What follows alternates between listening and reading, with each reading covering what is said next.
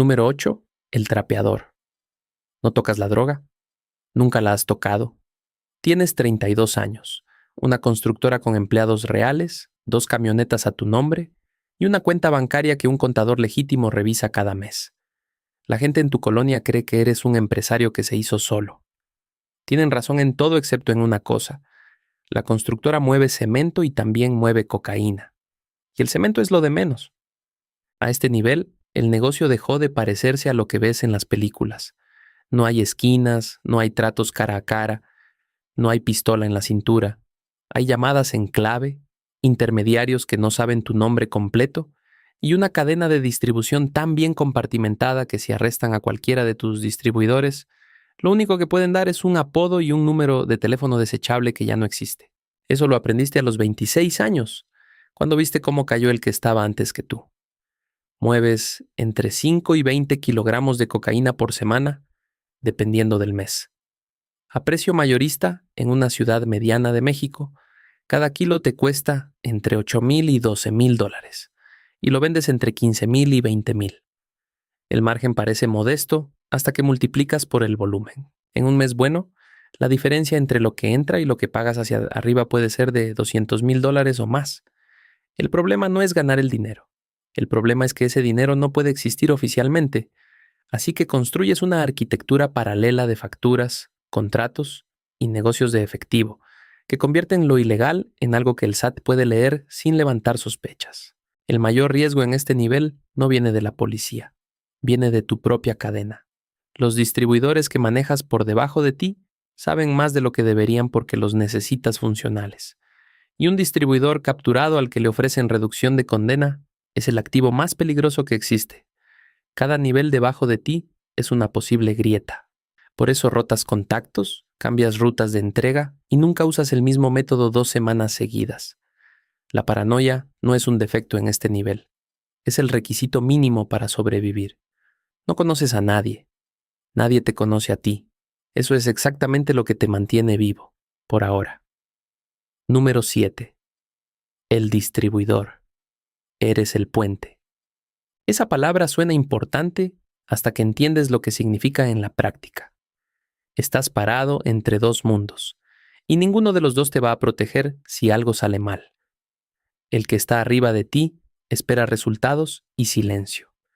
El que está abajo de ti es joven, impredecible, y tarde o temprano va a cometer un error. Tú eres el nombre que aparece en el punto medio cuando los investigadores empiezan a jalar el hilo desde abajo. Manejas entre 500 gramos y 2 kilogramos por semana. No es la cantidad de un mayorista, pero tampoco es callejera. Es suficiente para que una captura activa los protocolos federales.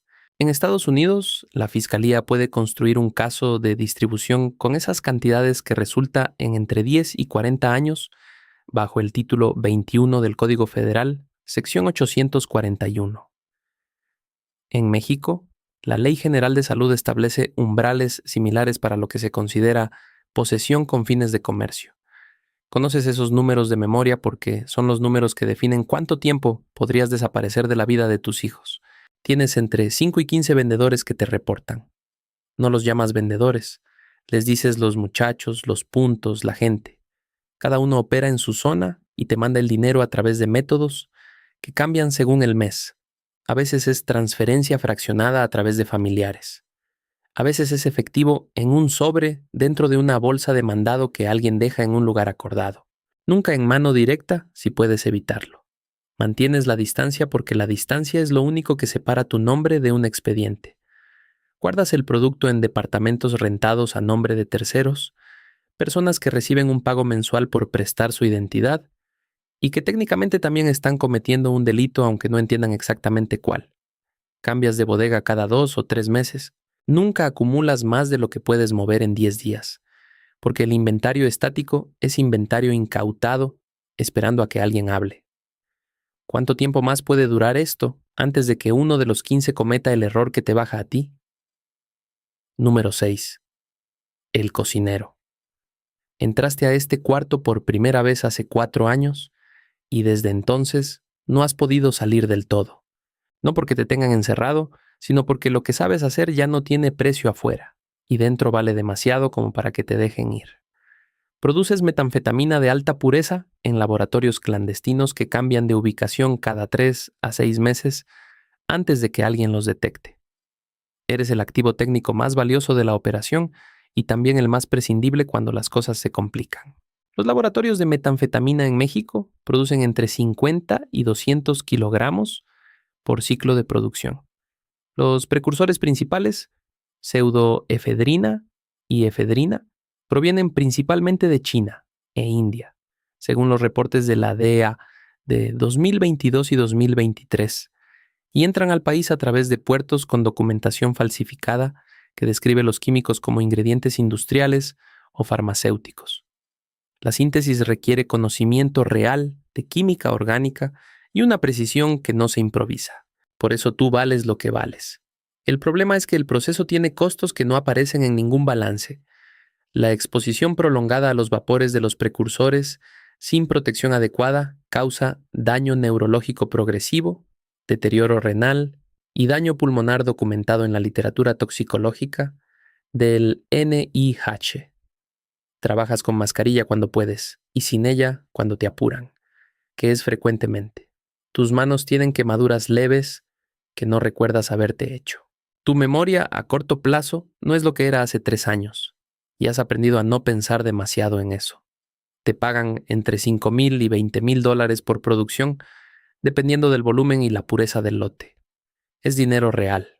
El punto es que no puedes irte a gastarlo en paz, porque la organización no libera a alguien que puede describir el proceso, los lugares y las personas involucradas. No firmaste un contrato de confidencialidad. Firmaste algo mucho más permanente la primera vez que pusiste un pie en ese laboratorio y aceptaste el sobre con el pago.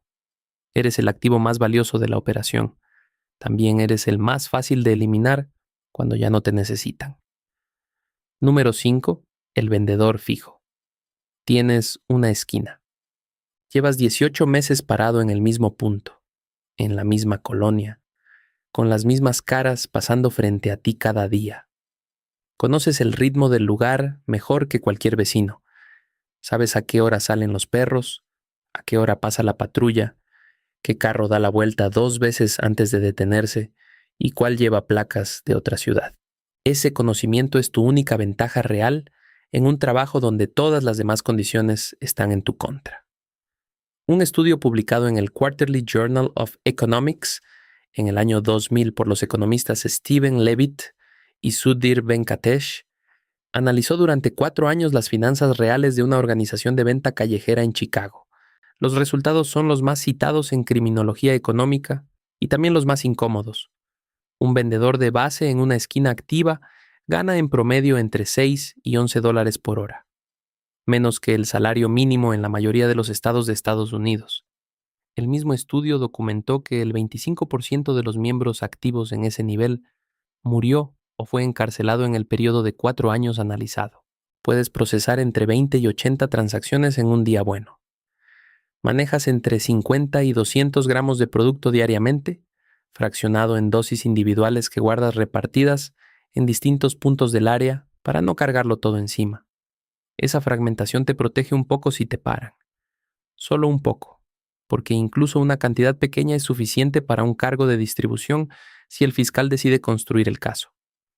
La organización funciona en compartimentos cerrados. No sabes el nombre real de quien te surte. No sabes quién está arriba de tu supervisor directo. Eso es por diseño.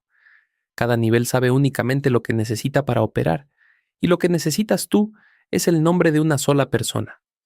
Si esa persona cae y habla, tú caes con ella. ¿Por qué sigues aquí? Llevas casi 2 años en esta esquina. En el fondo ya sabes la respuesta. No hay a dónde más ir. Número 4. El corredor. No vendes nada. Eso es lo que te dices a ti mismo y también es lo que les dices a los demás cuando alguien pregunta en qué andas. Solo llevas cosas de un lugar a otro. Eso debería hacerte sentir distinto, menos involucrado, más fácil de salir cuando decidas que ya fue suficiente. No funciona así. En la mayoría de los sistemas legales del continente, transportar el producto con conocimiento de lo que es constituye distribución, no posesión simple. El gesto de cargar y entregar ya activó los mismos cargos que los que aplican al vendedor.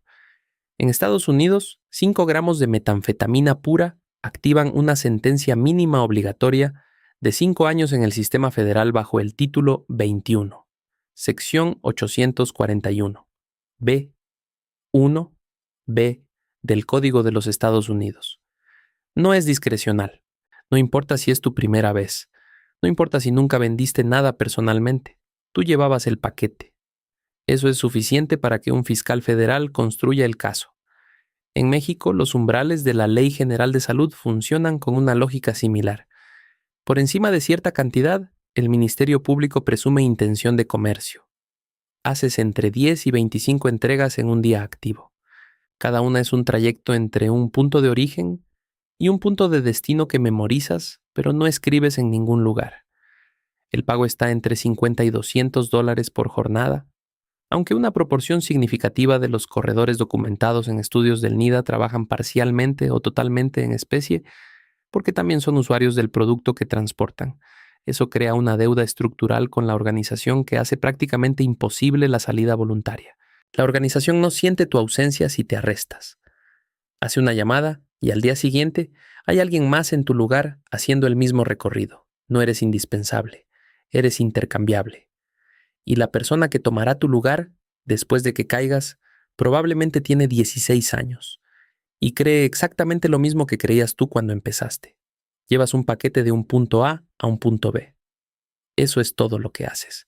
Eso es suficiente para destruirte la vida. Número 3. El halcón. Tienes 13 años y un teléfono de prepago con 3 contactos guardados sin nombre. Tu trabajo es sentarte. Eso es literalmente todo. Te sientas en una silla de plástico frente a una tienda, en una banca de parque o en las escaleras de un edificio y observas.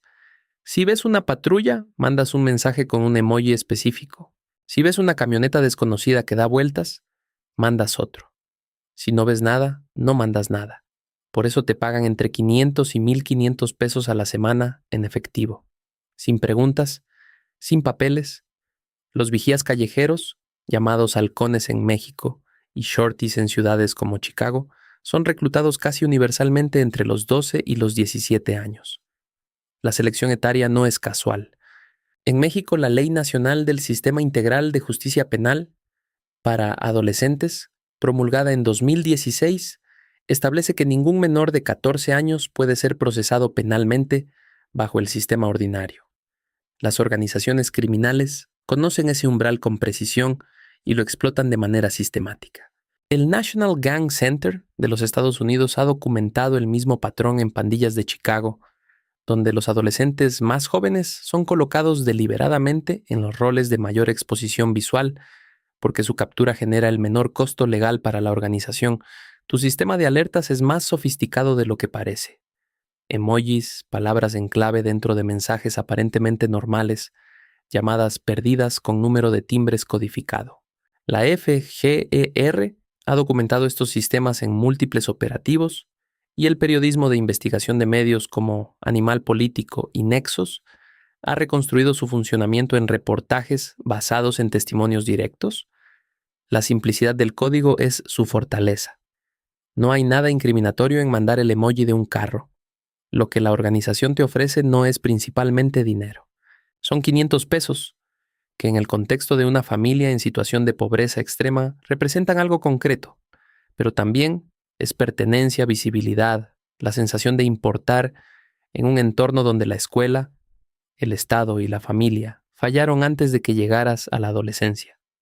Te pagan 600 pesos a la semana para que empieces a arruinar el resto de tu vida. Y en este momento, eso te parece un trato razonable. Número 2. El que empieza.